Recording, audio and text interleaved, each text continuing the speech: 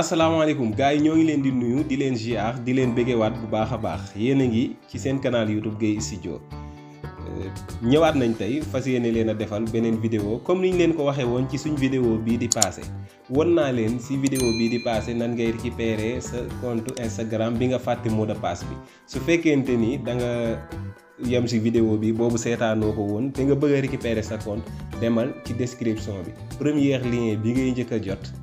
mooy vidéo bi ma mujjee def ci Instagram mais yeneen yi ci topp yëpp tamit yeneen lien yi ci topp mooy yeneen vidéo yi ma def ci Instagram kon su fekkente ni yow da ngay faral di utiliser Instagram lu bari da ngay dem nga seetaan vidéo yooyu yaakaar naa ni dina la jàppale su fekkente ni tamit bëgg nga beneen bu ma defaat moo xam muy ci Instagram wala ci beneen réseau social booy soxla li ngay def mooy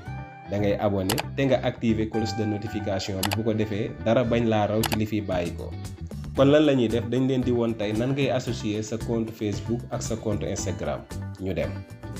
yéen a ngi ci seen canal YouTube Gueye Studio abonneel te nga activer cloche de notification bi nga def ko toutes les vidéos bu ko defee vidéo bu fi jaarati YouTube dina la envoyer notification bu lay xamal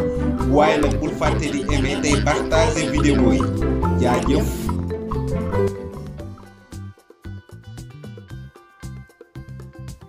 léegi dañuy dugg Instagram comme nii après lan la ñuy def dañuy ñëw fii ci suñu logo ci suuf ñu bës ko après ñu ñëw fii nii ci 3 barres yi nekk à droite ci kaw après ñu ñëw paramètres léegi bu ñu duggee paramètres lan la ñuy def dañuy ñëw fii compte. après bu ñu ñëwee compte nag gis nga da ngay wàcc ci suuf ba gis fii ñu def partager sur d'autres applications comprendre nga ñu dugg léegi bu ñu duggee fan la ñu bëgg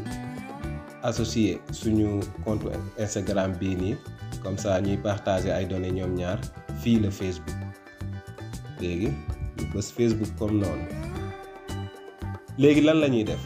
suñu compte Facebook bi moom la ñu bëgg a associer ak suñu compte Instagram bi léegi détecté na ko parce que ñoom ñaari compte yi ñoo connecté ci appareil bi léegi lan la ñuy def fii ñu def continuer moom la ñuy bës après ñu bës fii mu def oui terminer la configuration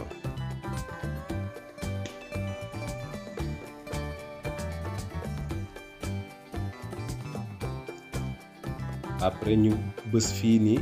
partager sur Facebook boo xoolee liggéey bi mat na bu ñu cliquer fii nii espace compte gis nga ñaari compte yi Instagram bi moo nekk nii Facebook bi moo nekk nii léegi nag da ngay commencer boo ko déconnecté nga man di connecté waat ak sa Facebook bi même tamit sooy partager dara ci Facebook wala ci Instagram dina la laaj su la neexee même partage bi ngay def mu jàll ci sa Instagram jàll ci sa Facebook kon vidéo tay bi loolu la woon fii lañ koy yemale di leen jox rendez-vous balaa yàgg ci beneen vidéo ci yeneen bagage